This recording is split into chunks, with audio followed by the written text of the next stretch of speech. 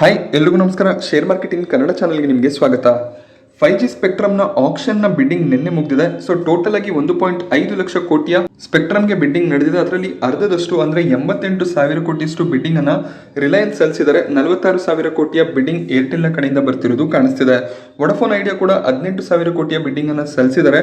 But Reliance ಮತ್ತೆ Airtel ಗೆ compare ಮಾಡಿದಾಗ ವೊಡಾಫೋನ್ ನ ಬಿಡ್ಡಿಂಗ್ ತುಂಬಾನೇ ಕಮ್ಮಿ ಇದೆ. ಸೊ ರಿಲಯನ್ಸ್ ಜಿಯೋಗೆ ಇಲ್ಲಿ ಒಂದು ಕ್ಲಿಯರ್ ಅಡ್ವಾಂಟೇಜ್ ಸಿಗ್ತಿರೋದು ಕಾಣಿಸ್ತಿದೆ. ಸೊ ಅವ್ರು ಒಳ್ಳೆ ಒಂದು ಸರ್ವಿಸ್ ಅನ್ನ ಹಾಗೆ ಒಳ್ಳೆ ಒಂದು ಸ್ಪೀಡ್ ಅನ್ನ ಕೂಡ ಪ್ರೊವೈಡ್ ಮಾಡುವಂತ ಸಾಧ್ಯತೆಗಳು ಹೆಚ್ಚಾಗಿರುತ್ತೆ. ನೆಕ್ಸ್ಟ್ ಪೊಸಿಷನ್ ಅಲ್ಲಿ ಏರ್ಟೆಲ್ ಕಾಣಿಸ್ತಾರೆ. ಬಟ್ ವೊಡಾಫೋನ್ ಐಡಿಯಾಗೆ 5G ಕೂಡ ಇಲ್ಲಿ ಹಿನ್ನಡೆಯನ್ನು ತರುವಂತ ಸಾಧ್ಯತೆ ಇರುತ್ತೆ. ಹೆಚ್ಚಿನ ಕಸ್ಟಮರ್ಸ್ ಗಳು ಏರ್ಟೆಲ್ ಮತ್ತೆ ಜಿಯೋನತ್ತ ಮುಖವನ್ನ ಮಾಡಿದ್ರೆ ವೊಡಾಫೋನ್ಗೆ ತುಂಬಾನೇ ಪ್ರಾಬ್ಲಮ್ಸ್ ಆಗುವಂತ ಸಾಧ್ಯತೆಗಳು ಕೂಡ ಇರುತ್ತೆ. ಸೊ ಈ ಒಂದು ಆಕ್ಷನ್ ನ ನಂತರ ಬೋಫಾ ಸೆಕ್ಯೂರಿಟೀಸ್ ರಿಲಯನ್ಸ್ ನ ಟಾರ್ಗೆಟ್ ಅನ್ನ 2,820ಕ್ಕೆ ಫಿಕ್ಸ್ ಮಾಡ್ತಿದ್ದಾರೆ. ರಿಲಯನ್ಸ್ ನ oil to chemical business, retail business ಹಾಗೆ ಜಿಯೋ ಬಿಸ್ನೆಸ್ ಕೂಡ ತುಂಬಾ ಚೆನ್ನಾಗಿ ಗ್ರೋ ಆಗುತ್ತೆ ಅಂತ ಅವರು ಪ್ರೆಡಿಕ್ಟ್ ಮಾಡ್ತಿದ್ದಾರೆ. ಇಲ್ಲಿ ಒಂದು ನೆಗೆಟಿವ್ ನ್ಯೂಸ್ ಅಂದ್ರೆ ರಿಲಯನ್ಸ್ ನ ಬಳಿಯಲ್ಲಿ ನೆಗೆಟಿವ್ ಕ್ಯಾಶ್ ಫ್ಲೋಸ್ ಇದಾವೆ. ಸೊ ಅದೊಂದು ಸ್ವಲ್ಪ ಕಂಪನಿಗೆ ಪ್ರಾಬ್ಲಮ್ ಆಗ್ಬೋದು. ಸೊ ರಿಲಯನ್ಸ್ ಇವತ್ತು ಫ್ಲಾಟ್ ಆಗಿ ಕ್ಲೋಸ್ ಆಗಿದೆ. 2,575 ಪ್ರೈಸ್ ಅಲ್ಲಿ ರಿಲಯನ್ಸ್ ಟ್ರೇಡ್ ಆಗ್ತಿದೆ. ಸೊ ಮ್ಯಾಕ್ಸಿಮಮ್ ಬ್ರೋಕರೇಜ್ಗಳು 2,800 ಟಾರ್ಗೆಟ್ ಅನ್ನ ರಿಲಯನ್ಸ್ ಅಲ್ಲಿ ಕೊಡ್ತಿದ್ದಾರೆ. ಹಾಗೆ ಭಾರತಿ ಏರ್ಟೆಲ್ ಕೂಡ ಟೆಲಿಕಾಂ ಸೆಕ್ಟರ್ ಅಲ್ಲಿ ಒಳ್ಳೆ ಒಂದು ಸ್ಟಾಕ್ ಆಗುತ್ತೆ. ಭಾರತಿ ಏರ್ಟೆಲ್ ಅಲ್ಲೂ ಕೂಡ ಬ್ರೋಕರೇಜ್ಗಳು ಬುಲಿಶ್ ಆಗಿ ಇದ್ದಾರೆ. ಅದಾನಿ ಗ್ರೂಪ್ ನ 4ನೇ ಕಂಪನಿ 3 ಲಕ್ಷ ಕೋಟಿ ಮಾರ್ಕೆಟ್ ಕ್ಯಾಪ್ ಅನ್ನ ರೀಚ್ ಮಾಡಿದೆ. ಅದಾನಿ ಎಂಟರ್ಪ್ರೈಸಸ್ ನ ಮಾರ್ಕೆಟ್ ಕ್ಯಾಪ್ 3 ಲಕ್ಷ ಕೋಟಿ ದಾಟಿದೆ. ಸೊ ಇದಕ್ಕೂ ಮುಂಚೆ 3 ಕಂಪನಿಗಳು 3 ಲಕ್ಷ ಕೋಟಿ ಮಾರ್ಕೆಟ್ ಕ್ಯಾಪ್ ಅನ್ನ ರೀಚ್ ಮಾಡಿತ್ತು. ಮೊದಲನೇದಾಗಿ ಅದಾನಿ ಟ್ರಾನ್ಸ್ಮಿಷನ್, ಈಗಲೂ ಕೂಡ 3 ಲಕ್ಷ ಕೋಟಿ ಮಾರ್ಕೆಟ್ ಕ್ಯಾಪ್ ಗಿಂತ ಮೇಲೆ ಇದು ಟ್ರೇಡ್ ಆಗ್ತಿದೆ. 3.77 ಲಕ್ಷ ಕೋಟಿ ಮಾರ್ಕೆಟ್ ಕ್ಯಾಪ್ ಅನ್ನ ಅದಾನಿ ಟ್ರಾನ್ಸ್ಮಿಷನ್ ಹೊಂದಿದ್ದಾರೆ. ಅದೇ ರೀತಿಯಲ್ಲಿ ಅದಾನಿ ಗ್ರೀನ್ ನ ಮಾರ್ಕೆಟ್ ಕ್ಯಾಪ್ ಕೂಡ 3.62 ಲಕ್ಷ ಕೋಟಿಯಷ್ಟು ಕಾಣಿಸುತ್ತೆ. ಅದಾನಿ ಟೋಟಲ್ ಗ್ಯಾಸ್ ಕೂಡ 3.5 ಲಕ್ಷ ಕೋಟಿಯ ಮಾರ್ಕೆಟ್ ಕ್ಯಾಪ್ ಅನ್ನ ಹೊಂದಿದ್ದಾರೆ. ಅದಾನಿ ಎಂಟರ್ಪ್ರೈಸಸ್ ಆಗಸ್ಟ್ 4ಕ್ಕೆ ತಮ್ಮ Q1 ರಿಸಲ್ಟ್ಸ್ ಅನ್ನು ಅನೌನ್ಸ್ ಮಾಡ್ತಾರೆ. ಹಾಗೇನೆ ಈಗ Adani enterprises all time high ಹತ್ರ ಟ್ರೇಡ್ ಆಗ್ತಿದೆ. ಹಾಗೆ ಅದಾನಿ ಗ್ರೂಪ್ ನ ಇನ್ನೊಂದು company Adani green energy. So ಈ ಸ್ಟಾಕ್ ನಲ್ಲಿ 3,000 ಪ್ರೈಸ್ ನಿಂದ ಕರೆಕ್ಷನ್ ನೋಡೋದಕ್ಕೆ ಸಿಕ್ಕಿತ್ತು. ಈಗ ಅದಾನಿ ಗ್ರೀನ್ ಎನರ್ಜಿ 2,300 ಪ್ರೈಸ್ ನ ಅರೌಂಡ್ ಅಲ್ಲಿ ಟ್ರೇಡ್ ಆಗ್ತಿದೆ.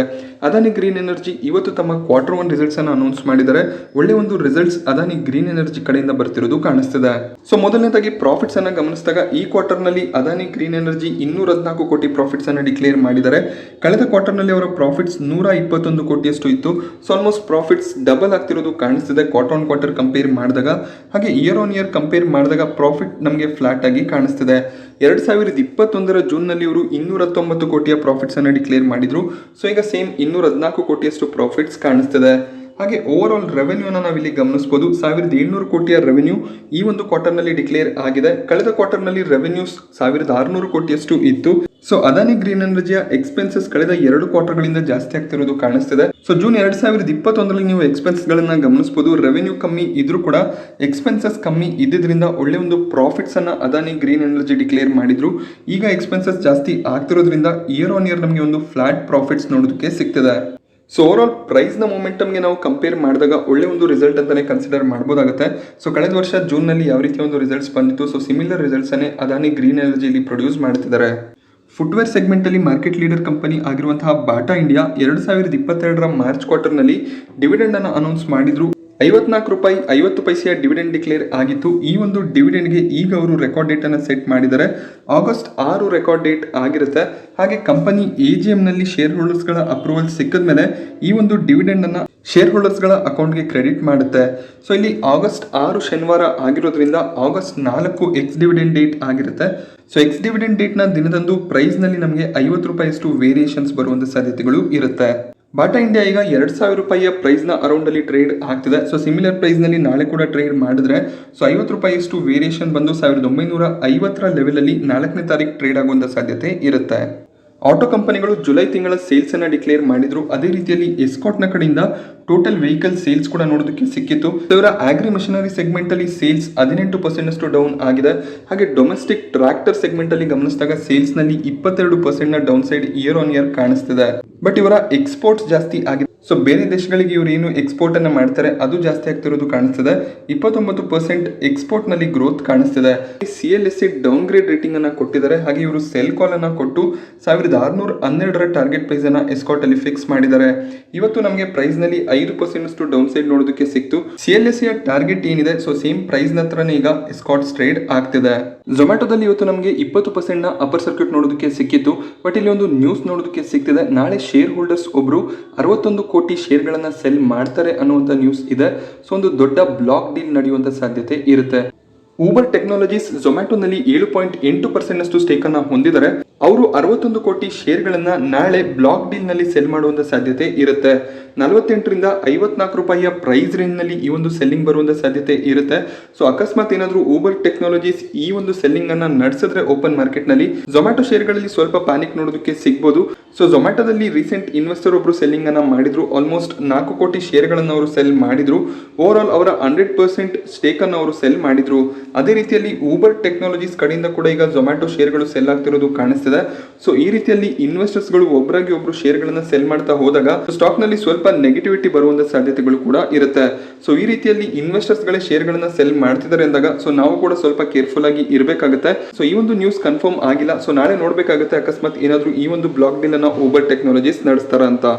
ಸೊ ಈ ರೀತಿಯ ವಾಲಟಾಲಿಟಿ ಇದ್ದಾಗ ಶೇರ್ಗಳಲ್ಲಿ ಎಂಟ್ರಿನ ತಗೊಳ್ಳೋದಕ್ಕೆ ಹೋಗ್ಬೇಡಿ. ಸೊ ಪ್ರೈಸ್ ಮೊಮೆಂಟಮ್ ಯಾವ ರೀತಿಯಲ್ಲಿ ಇರುತ್ತೆ, ಹಾಗೆ ಸ್ಟಾಕ್ ಯಾವ ಒಂದು ಪ್ರೈಸ್ ಅಲ್ಲಿ ಸೆಟಲ್ ಆಗುತ್ತೆ, ಅದರ ಬೇಸಿಸ್ ನ ಮೇಲೆ ಡಿಸಿಷನ್ಸ್ ಗಳನ್ನ ತಗೋಬಹುದಾಗುತ್ತೆ. ವೋಲ್ಟಾಸ್ ಇಂಡಿಯಾ ತಮ್ಮ Q1 ರಿಸಲ್ಟ್ಸ್ ಅನ್ನು ಅನೌನ್ಸ್ ಮಾಡಿದರೆ. ಸ್ಟಾಕ್ ಪ್ರೈಸ್ ನಲ್ಲಿ ನಮಗೆ ತುಂಬಾನೇ ಕರೆಕ್ಷನ್ ನೋಡೋದಕ್ಕೆ ಸಿಗ್ತದೆ. ಸೊ 1300 ಪ್ರೈಸ್ ಅಲ್ಲಿ ವೋಲ್ಟಾಸ್ ಟ್ರೇಡ್ ಮಾಡ್ತಿತ್ತು. ಈಗ 1000 ರೂಪಾಯಿ ಕೆಳಗಡೆ ವೋಲ್ಟಾಸ್ ಟ್ರೇಡ್ ಮಾಡ್ತಿದೆ. ಹಾಗೆ ಇವರ ಕ್ವಾರ್ಟರ್ಲಿ ರಿಸಲ್ಟ್ಸ್ ಅನ್ನ ಗಮನಿಸಿದಾಗ ವೋಲ್ಟಾಸ್ ಈ ಒಂದು ಕ್ವಾರ್ಟರ್ ನಲ್ಲಿ 109 ಕೋಟಿಯ ಪ್ರಾಫಿಟ್ಸ್ ಅನ್ನ ಡಿಕ್ಲೇರ್ ಮಾಡಿದ್ದಾರೆ. ಕಳೆದ ಕ್ವಾರ್ಟರ್ ನಲ್ಲಿ ಇವರ ಪ್ರಾಫಿಟ್ 182 ಕೋಟಿ ಇತ್ತು. ಸೊ ಕ್ವಾರ್ಟರ್ ಪ್ರಾಫಿಟ್ಸ್ ಕಮ್ಮಿ ಆಗಿದೆ. ಹಾಗೆ ಇಯರ್ ಆನ್ ಇಯರ್ ಕೂಡ ಪ್ರಾಫಿಟ್ ನಲ್ಲಿ ಫಾಲ್ ಕಾಣಿಸ್ತಿದೆ. ಜೂನ್ 2021ರಲ್ಲಿ ಇವರು 122 ಕೋಟಿ ಪ್ರಾಫಿಟ್ಸ್ ಅನ್ನ ಡಿಕ್ಲೇರ್ ಮಾಡಿದ್ರು. ಜೂನ್ 2021ರ ಅರೌಂಡ್ ನಲ್ಲಿ ಅಂದ್ರೆ ಆ ಒಂದು ಕ್ವಾರ್ಟರ್ ನಲ್ಲಿ ಕೋವಿಡ್ ಲಾಕ್ ಡೌನ್ಸ್ ಇತ್ತು. ಆದ್ರೂ ಕೂಡ 122 ಕೋಟಿಯ ಪ್ರಾಫಿಟ್ಸ್ ನೋಡೋದಕ್ಕೆ ಸಿಕ್ಕಿತ್ತು. ಬಟ್ ಈಗ ನಮಗೆ ಪ್ರಾಫಿಟ್ಸ್ ನಲ್ಲಿ ತುಂಬಾನೇ ಫಾಲ್ ಕಾಣಿಸ್ತಿದೆ. ಸೊ ಎಕ್ಸ್ಪೆನ್ಸಸ್ ತುಂಬಾನೇ ಜಾಸ್ತಿ ಆಗಿದೆ. 2600 ಕೋಟಿಯ ಎಕ್ಸ್ಪೆನ್ಸಸ್ ಗಳನ್ನು ಇವರು ಡಿಕ್ಲೇರ್ ಮಾಡಿದ್ದಾರೆ. ಕಳೆದ ವರ್ಷ ಅಂದ್ರೆ 2021ರ ಜೂನ್ ನಲ್ಲಿ 1600 ಕೋಟಿಯ ಎಕ್ಸ್ಪೆನ್ಸಸ್ ಮಾತ್ರ ಇತ್ತು. ಸೊ ವೋಲ್ಟಾಸ್ ನ ಕಡೆಯಿಂದ ಅಷ್ಟು ಒಳ್ಳೆ ರಿಸಲ್ಟ್ಸ್ ನಮಗೆ ನೋಡೋದಕ್ಕೆ ಸಿಕ್ಕಿಲ್ಲ. ದೀಪಕ್ ನೈಟ್ರೇಟ್ ಇವತ್ತು ಬೆಳಿಗ್ಗೆ ಒಳ್ಳೆ ಒಂದು ಪಾಸಿಟಿವ್ ಓಪನಿಂಗ್ ಅನ್ನ ಪಡ್ಕೊಂಡಿತ್ತು. ಸೊ ದಿನದ ಕೊನೆಯಲ್ಲಿ ನಮಗೆ ಸೆಲ್ಲಿಂಗ್ ಪ್ರೆಷರ್ ಕಾಣಿಸಿದೆ. 1.8% ಡೌನ್ ಸೈಡ್ ಅಲ್ಲಿ ದೀಪಕ್ ನೈಟ್ರೇಟ್ ಕ್ಲೋಸಿಂಗ್ ಅನ್ನ ಕೊಟ್ಟಿದೆ. ದೀಪಕ್ ನೈಟ್ರೇಟ್ ತಮ್ಮ Q1 ರಿಸಲ್ಟ್ಸ್ ಅನ್ನು ಅನೌನ್ಸ್ ಮಾಡಿದ್ದಾರೆ. ದೀಪಕ್ ನೈಟ್ರೇಟ್ ನ revenue quarter year on year ಜಾಸ್ತಿ ಆಗ್ತಿರೋದು ಕಾಣಿಸ್ತಿದೆ. 2067 ಕೋಟಿ ರೆವೆನ್ಯೂ ಅನ್ನ ದೀಪಕ್ ನೈಟ್ರೇಟ್ ಈ ಒಂದು ಕ್ವಾರ್ಟರ್ಲಿ ಡಿಕ್ಲೇರ್ ಮಾಡಿದ್ದಾರೆ. ಹಾಗೆ ಅವರ ಎಕ್ಸ್ಪೆನ್ಸಸ್ ಗಳನ್ನ ಕೂಡ ಗಮನಿಸಬಹುದು. ಎಕ್ಸ್ಪೆನ್ಸಸ್ ಕೂಡ ಕ್ವಾರ್ಟರ್ ಇಯರ್ ಆನ್ ಇಯರ್ ಜಾಸ್ತಿ ಆಗಿದೆ. ಕಾಸ್ಟ್ ಆಫ್ ರಾ ಮೆಟೀರಿಯಲ್ಸ್ ಜಾಸ್ತಿ ಆಗ್ತಿರೋದ್ರಿಂದ ಇವರ ಖರ್ಚು ವೆಚ್ಚಗಳು ಕೂಡ ಜಾಸ್ತಿ ಆಗೋದು ಕಾಣಿಸ್ತಿದೆ. ಸೊ ನೆಟ್ ಪ್ರಾಫಿಟ್ ಅನ್ನ ಗಮನಿಸಿದಾಗ 234 ಕೋಟಿಯ ಪ್ರಾಫಿಟ್ಸ್ ಅನ್ನ ದೀಪಕ್ ನೈಟ್ರೇಟ್ ಈ ಒಂದು ಕ್ವಾರ್ಟರ್ಲಿ ಡಿಕ್ಲೇರ್ ಮಾಡಿದ್ದಾರೆ. ಕಳೆದ ಕ್ವಾರ್ಟರ್ ನಲ್ಲಿ ಇವರ ಪ್ರಾಫಿಟ್ಸ್ 267 ಕೋಟಿಯಷ್ಟು ಇತ್ತು. ಸೊ ಕ್ವಾರ್ಟರ್ ಪ್ರಾಫಿಟ್ ಕಮ್ಮಿ ಆಗಿದೆ. ಹಾಗೆ ಇಯರ್ ಆನ್ ಇಯರ್ ಕೂಡ ನಮಗೆ ಪ್ರಾಫಿಟ್ ನಲ್ಲಿ ಫಾಲ್ ಕಾಣಿಸ್ತಿದೆ. 2021ರ ಜೂನ್ ನಲ್ಲಿ ಇವರ ಪ್ರಾಫಿಟ್ 302 ಕೋಟಿಯಷ್ಟು ಇತ್ತು. ಸೊ ಈ ಒಂದು ಕ್ವಾರ್ಟರ್ ನಲ್ಲಿ ಪ್ರಾಫಿಟ್ ಫಾಲ್ ಆಗ್ತಿರೋದು ಕಾಣಿಸ್ತಿದೆ. ಸೊ ರಾ ಮೆಟೀರಿಯಲ್ ಪ್ರೈಸಸ್ ಜಾಸ್ತಿ ಆಗಿರೋದ್ರಿಂದ ಪ್ರಾಫಿಟ್ ನಲ್ಲಿ ಫಾಲ್ ಬಂದಿದೆ. ಸೊ ಈ ಒಂದು ರಿಸಲ್ಟ್ ನ ಎಕ್ಸ್ಪೆಕ್ಟೇಷನ್ ಇತ್ತು. ಬಟ್ ನವೀನ್ ಫ್ಲೋರಿನ್ ಒಳ್ಳೆ ಒಂದು ರಿಸಲ್ಟ್ಸ್ ಅನ್ನ ಡಿಕ್ಲೇರ್ ಮಾಡಿದ್ರು. ಸೊ ಅದೇ ರೀತಿಯ ರಿಸಲ್ಟ್ ಅನ್ನ ದೀಪಕ್ ನೈಟ್ರೇಟ್ ಕೂಡ ಡಿಕ್ಲೇರ್ ಮಾಡ್ತಾರೆ ಅನ್ನುವಂತ ಒಂದು ಭರವಸೆ ಇತ್ತು. ಸೊ ಈ ಒಂದು ರಿಸಲ್ಟ್ ನಿಂದ ಶೇರ್ ನಲ್ಲಿ ಇನ್ನಷ್ಟು ಪ್ಯಾನಿಕ್ ನಮಗೆ ನೋಡೋದಕ್ಕೆ ಸಿಗಬಹುದು. ಬಟ್ ಮಾರ್ಕೆಟ್ ಸ್ಟ್ರಾಂಗ್ ಆಗಿ ಇದ್ರೆ ದೀಪಕ್ ನೈಟ್ರೇಟ್ ಕೂಡ ಒಳ್ಳೆ ಒಂದು ಮೊಮೆಂಟಮ್ ಅನ್ನ ತೋರಿಸುವಂತ ಸಾಧ್ಯತೆ ಇರುತ್ತೆ. ಟೋಟಲಿ 33 ನಿಫ್ಟಿ 50 ಕಂಪನಿಗಳು ತಮ್ಮ Q1 ರಿಸಲ್ಟ್ಸ್ ಅನ್ನ ಅನೌನ್ಸ್ ಮಾಡಿದ್ದಾರೆ. ಅದರಲ್ಲಿ 17 ಕಂಪನಿಗಳು ಎಕ್ಸ್ಪೆಕ್ಟೇಷನ್ ಗಿಂತ ಒಳ್ಳೆ ಒಂದು ರಿಸಲ್ಟ್ಸ್ ಅನ್ನ ಅನೌನ್ಸ್ ಮಾಡಿದ್ದಾರೆ. ಬಟ್ 7 ಕಂಪನಿಗಳ ರಿಸಲ್ಟ್ ಎಕ್ಸ್ಪೆಕ್ಟೇಷನ್ ನ ಪ್ರಕಾರ ಬಂದಿಲ್ಲ. ಸೊ 7 ರಿಸಲ್ಟ್ ಗಳು ಮಿಕ್ಸ್ಡ್ ಬ್ಯಾಗ್ ಆಗಿದೆ. ಅಂದ್ರೆ ಕ್ವಾರ್ಟರ್ ಒಳ್ಳೆ ಒಂದು ಪ್ರಾಫಿಟ್ಸ್ ಬಂದಿರುತ್ತೆ. ಇಯರ್ ಆನ್ ಇಯರ್ ಪ್ರಾಫಿಟ್ ನಲ್ಲಿ ಫಾಲ್ ಇರುತ್ತೆ. ಈ ರೀತಿಯ ರಿಸಲ್ಟ್ಸ್ ಬಂದಿದೆ. ಹಾಗೆ 2 ರಿಸಲ್ಟ್ಸ್ ಗಳು ಏನು ಸ್ಟ್ರೀಟ್ ನ ಎಸ್ಟಿಮೇಷನ್ ಇತ್ತು, ಅಂದ್ರೆ ಬ್ರೋಕರೇಜ್ ನ ಎಸ್ಟಿಮೇಷನ್ ಏನಿತ್ತು ಅದೇ ಪ್ರಕಾರ ಬಂದಿದೆ. ಸೊ ಇಲ್ಲಿ ಓವರ್ ಆಲ್ ನಾವು ನಿಫ್ಟಿಯ EPS ಅನ್ನ ಗಮನಿಸಿದಾಗ ನಿಫ್ಟಿಯ EPS 1.3% ನಷ್ಟು ಕಟ್ ಆಗಿದೆ. 2023ರ ಫೈನಾನ್ಷಿಯಲ್ ಇಯರ್ಗೆ 855ರ EPS ನಮಗೆ ಈಗ ನೋಡೋದಕ್ಕೆ ಸಿಗುತ್ತೆ. ಇನ್ನು 17 ನಿಫ್ಟಿ 50 ಕಂಪನಿಗಳು ತಮ್ಮ ರಿಸಲ್ಟ್ಸ್ ಅನ್ನ ಅನೌನ್ಸ್ ಮಾಡಬೇಕಾಗಿದೆ. ಓವರ್ ಆಲ್ ಡೇಟಾ ಬಂದ ಮೇಲೆ ನಾವು ಒಂದು ಕ್ಲಿಯರ್ ಫಿಗರ್ಸ್ ಅನ್ನ ಎಕ್ಸ್ಪೆಕ್ಟ್ ಮಾಡಬಹುದಾಗುತ್ತೆ. ಸೊ ನಿಫ್ಟಿಯ EPS ಏನಾದರೂ ಡೌನ್ ಗ್ರೇಡ್ ಆಗ್ತಾ ಹೋದಾಗ ಮಾರ್ಕೆಟ್ ನ ವ್ಯಾಲ್ಯೂಯೇಷನ್ ಎಕ್ಸ್ಪೆನ್ಸಿವ್ ಆಗ್ತಾ ಹೋಗುತ್ತೆ.